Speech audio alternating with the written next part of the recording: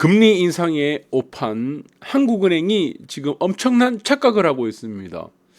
금리 인상의 만능주의, 금리만 인상하면은 물가가 잡히고 환율이 잡힌다는 이 착각에 빠져 있다.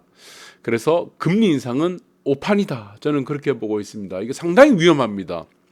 우리가 투자의 시대가 진행된 1980년대 이후로부터는 금리가 물가와 특히 환율 잡힌 적이 없습니다. 특히 환율 같은 경우는 이제 전 세계적인 국제 자본 이동이죠.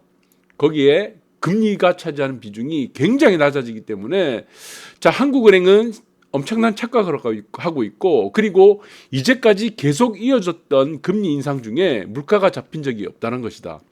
그래서 그 이유는 무엇입니까? 지금 현재 물가 상승은 금리와 연관이 있는 것이 아니고 공급망에 의한 물가 상승이기 때문이죠. 우리가 수요에 의한 수요, 그러니까 수요가 증가를 해서 나타나는 물가 상승인 경우에는 금리 인상을 통해서 물가를 잡을 수가 있지만, 공급에 의해서 나타나는 물가 상승은 금리가 아무 효력이 없습니다. 여러분들 이 부분들을 잘 보시기 바라고. 그래서 한은이 또 다시 금리 인상을 했습니다. 그래서 지금 베이비 스텝도 처음 나타나면서 1810조 가계 빚에 이자 폭탄이 또 떨어진 거예요. 그러니까 쓸데없는 짓을 자꾸 이 사람이 하고 있는데 저는 이해가 안 됩니다. 이 사람이 지금 한국은행 이창용 총재가 지금 두 가지를 얘기하고 있는 거죠. 물가 그리고 환율. 안 맞죠? 여러분들 이게 느낄 거예요. 안 맞아요. 우리가 전통적인 고정 경제학에서 말하는 거하고 지금 현대 경제학에서 말하는 게 안 맞습니다. 전혀.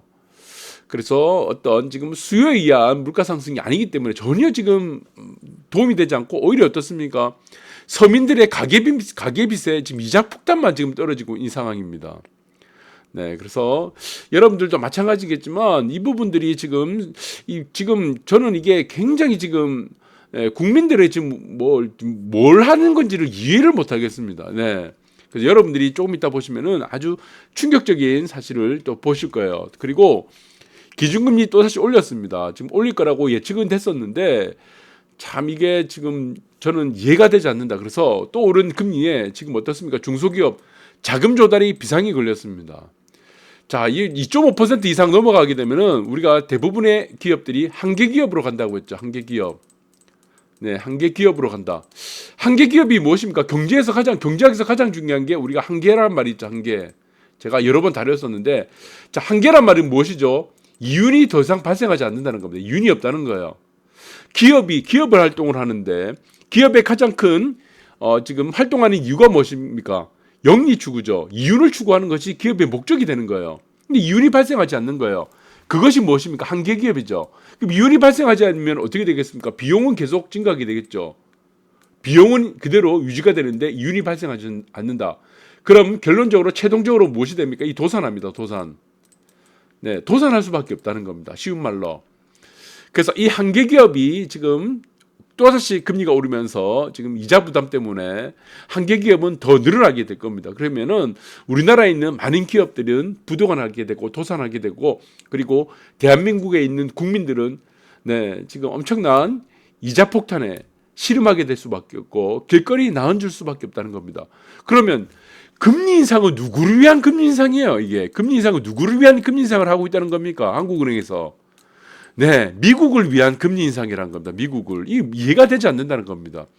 자국의 이익을 가장 우선시를 해야 되는데 지금 경제에 있어서는 자국의 이익이 가장 우선시 돼야 되겠죠. 무슨 이게 목적이 뭐냐? 저는 이것이 굉장히 의구심이 든다는 겁니다. 그래서 주변국들을 보시면은 특히 일본 같은 데 보시면은 금리 안 올려요. 왜 금리를 안 올립니까? 이 자국의 이익에 도움이 안 되니까. 특히 일본 같은 경우는 오히려 금리를 인상시키지 않아서 환율이 더 떨어지는 엔저 현상 때문에 무엇이 발생하죠? 수출 경쟁력이 생긴다는 겁니다. 수출 경쟁력. 그래서 오히려 더 지금 어떻습니까? 수출이 어마어마하게 늘고 있습니다. 일본 같은 경우는. 오히려 제품값을 더 싸게 팔 수도 있는 이 상황이 되는 거예요. 제2의 일본의 부흥을 지금 기인하고 있다는 겁니다. 지금 도약을 준비하고 있다는 거예요. 중국은 어떻습니까? 주변국들. 그래서 한국을 주변국들 샌드위치를 싸고 있겠죠. 일본하고 중국. 그래서 동아시아 상국이라 그러는데 중국 어땠습니까? 오히려 내리고 있습니다. 오히려 왜 내리겠습니까? 왜? 금리 올려봐야 무엇이다? 자국의 이익에 도움이 안 되기 때문에, 특히 국민들, 그 다음에 기업들에게 도움이 안 되기 때문에 일본과 중국은 금리를 안 올립니다. 우리나라끼리 지금 우리나라만 지금 쌩쇼하고 있는 거예요. 기업들하고 국민들 다 죽으라고. 그러면 우리나라 지금 보시면은 근처에 또 다른 나라 한번 볼게요. 네, 인도 볼게요. 인도. 그나마 조금 올렸습니다. 그나마 4%에서요. 지금 여러분들 보시면 도표 보시면 아시겠지만 5.9% 올렸어요. 그럼 총 금리 올린 것이 무엇입니까? 1.9% 올렸습니다. 우리나라는 몇 퍼센트 올렸습니까? 2.7%. 2.75% 올렸어요. 그러니까 0.5%에서 얼마큼 3.25% 올렸으니까 자, 이거 비율로 따지면요. 중국, 인도 같은 경우는 우리나라보다 금리를 절반 정도밖에 안 올린 겁니다. 그래서 지금 최근에 올린 것이 9월 30일 날 올렸고요. 우리나라하고는 전혀 다르죠. 상황이. 자, 그래서 지금 미국과 중국도 마찬가지지만 일본도 마찬가지고 중국도 그리고 그리고 지금 다른 나라 인도도 마찬가지겠지만 환율, 물가 문제 없습니까? 당연히 있죠. 근데 안 올리는 이유는 다 똑같이 자국의 이익을 위해서 안 올렸다는 겁니다. 인도 같은 경우는 이머징 마켓 중에 우리나라 좀 비슷하죠. 자, 그래서 저는 가장 중요한 것은 특히 우선적으로 한국은행 이창용은 자국의 이익을 먼저 생각하라는 겁니다. 자, 그래서 지금 전 세계적으로 GDP 순위를 보게 되면은 미국이 1등이에요. 그 다음에 중국이 2등입니다. 이 두 나라를 우리가 G2라고 하죠. 네, 전 세계 G2다. 그래서 미국과 일본, 중국 같은 경우는 짜고 치는 고돌이라고 말씀드렸습니다. 미국이 발행하는 채권을 중국이 삽니다. 중국이 만든 공산품을 또 미국이 삽니다. 공생관계예요. 공생관계. 그래서 지금 미국 같은 경우는 중국을 견제하기 위해서 오히려 금리를 올리고 하는데 중국이 여기 안 넘어가는 겁니다. 특히 일본도 어떻습니까? 경쟁력이 살아나다 보니까 일본도 지금 이제 결국에는 이제 견제를 하는 거죠. 중국과 일본을 견제하고 있다는 겁니다. 특히 세 나라를 견제하고 있습니다. 한국.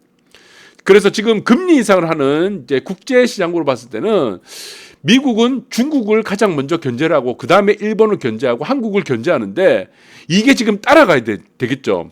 미국의 속내는 중국과 일본과 한국이 금리를 같이 따라오기를 기다리고 있는데 속아 넘어가지 않는 거예요. 중국하고 일본이. 우리나라만 이거 속아 넘어가고 있는 거예요. 우리나라만. 그리고 지금 보시면은 5위권이 경제가 GDP 순위로 보면은 경제대국으로 봤을 때는 5위가 지금 인도가 됐습니다. 인도. 근데 과거에 보시면은 영국이 인도보다 아주 순위가 높았는데 이게 역전이 돼버렸어요. 역전.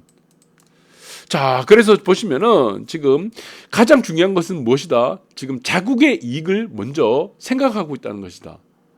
미국을 따라가게 되면 죽는다. 왜 미국 따라가면 죽습니까? 고용시장이라고 했죠. 소비시장. 워낙 탄탄하기 때문에 전 세계에서 미국을 따라가서 견딜 수 있는 나라는 펀더멘탈적으로 아무것도 없습니다. 다 죽어요. 하나 걸려들어라 이겁니다. 호구 하나 지금 걸려들어라 이거예요. 호구. 중국이 호구가 되기를 바랬는데 중국은 넘어가지 않는다는 겁니다. 한국만 지금 호구가 되고 있는 거예요. 한국가. 다 죽어나가고 있는 거죠. 자, 그래서 지금 인도도 보시면은 지금 전략이 무엇입니까? FDI죠, FDI. FDI 여러분 잘 아실 거예요. FDI가 뭐죠? 무엇이죠? Foreign Direct Investment입니다. 그러니까 인도라는 곳에 자국이죠. 자국에 지금 직접 투자를 해달라는 겁니다. 그 인도의 전략이에요. 그러니까 금리를 많이 올리지 않는다는 겁니다. 금리에 대한 변동성, 금리에 대한 리스크를 줄여야지 외국인들이 지금 안정적으로 투자를 할 수 있으니까. 이 투자에는 무엇입니까? 여러 가지 투자 마켓, 자본 투자도 있겠죠. 그리고 뭐 기업 투자도 있을 거고 아니면은 공장도 투자를 하는 것도 마찬가지죠. 그러면 인도에 많은 이렇게 투자를 하게 되면 어떻게 되겠습니까? 결론적으로 고용이죠, 고용. 네. 네, 고용이죠, 고용. 공용이라 썼는데 고용입니다. 일자리가 늘어난다는 겁니다, 일자리가. 가장 중요한 게 이거예요, 인도의 전략. 중국도 마찬가지고 일본도 마찬가지 다 이렇게 전략을 쓰고 있어서 지금 미국의 이제 공장을 뺏기지 않겠다는 겁니다. 일자리를 뺏기지 않겠다. 그래서 금리를 따라하지 않겠다는 전략이라는 것입니다. 그리고 지금 인도가 영국을 추월했습니다. GDP 추월을 했죠. 2022년도 올해를 기점으로 추월했다. 이 전략이 무엇이다? FDI다. Foreign Direct Investment라고 해서 직접 투자. 근데 한국의 상황은 어떻습니까? 인도는 지금 어때요? 모든 국가들 우리한테 투자해달라. 우리나라에 인도에 공장을 만들어달라 그러는데 한국은 지금 어떻게 하고 있는 거예요? 속아 넘어가고 있는 거예요. 지금 희한한 규제 만들어가지고 어떻게? LG도 마찬가지지만 삼성도 마찬가지고 지금 현대차도 마찬가지고 미국에 지금 공장 짓고 있는 거예요. 속고 있는 거예요. 그럼 공장 만들어주면 뭐합니까? 일자리 늘어나죠. 일자리 늘어나지 않겠어요. 공장 만들어준데 일자리 만들고 투자 다 해주고 있는데. 그러니까 미국은요. 금리 올려도 되는 거예요. 왜? 고용시장이 이렇게 탄탄하니까 사람들이 지금 일자리가 넘쳐나니까 어떻게 해요? 다 부자 되는 거예요. 수입이 이렇게 탄탄하죠. 수입, 임금이. 그래요. 어떻게 됩니까? 얼마나 지금 탄탄합니까? 얼마나 지금 이제 미국이 축복받고 있어요. 우리나라가 이렇게 일자리 다 만들어주고 있는데. 미국 따라 금리 다 올려줘가지고 우리나라 지금 다 박살나고 있고. 그러면 결국에 있는 미국과 한국에 있는 경쟁 관계가 있는 결론적으로 이런 산업들은 어떻게 되겠습니까? 다 붕괴되는 겁니다. 다 속아 넘어가고 있다. 그런데 여기서 중국과 일본과 인도는 속아 넘어가지 않고 있다는 겁니다. 중요한 거다. 그래서 이거는 한국은행의 무엇이죠? 오판이죠. 오판. 착각하고 있는 거예요. 그래서 한국은행 총재 빨리 지금 물갈이해야 됩니다. 안 그러면 우리나라 사람 다 죽어요. 지금 기업들뿐만이 아니고 국민들 다 죽습니다. 네, 그래서 지금 가장 큰 문제가 이거다. 저는 우선적으로는 우리나라가 살려고 한다. 우리나라가 지금 빨리 생존을 해야 되겠죠. 살아남아야 됩니다. 이거는 생존의 문제죠. 기업들과 국민들. 그럼 어떻게 됩니까? 네, 가장 큰 지금 시급한 문제는 한국은행을 빨리 구조조정해야 됩니다. 구조조정.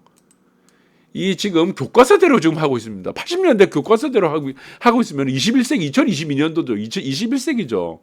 20세기에 지금 일어나는 교과서를 가지고 21세기에 대입을 하면 이게 경제 정책이 됩니까? 금융 정책이 이게 되겠어요?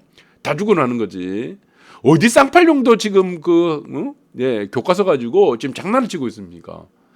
그래서 저는 한국은행의 구조조정이 가장 필요하고 특히 하는 총재 빨리 물갈이를 해야지 우리나라가 산다. 저는 그렇게 보고 있습니다. 여러분들 참고하시기 바랍니다.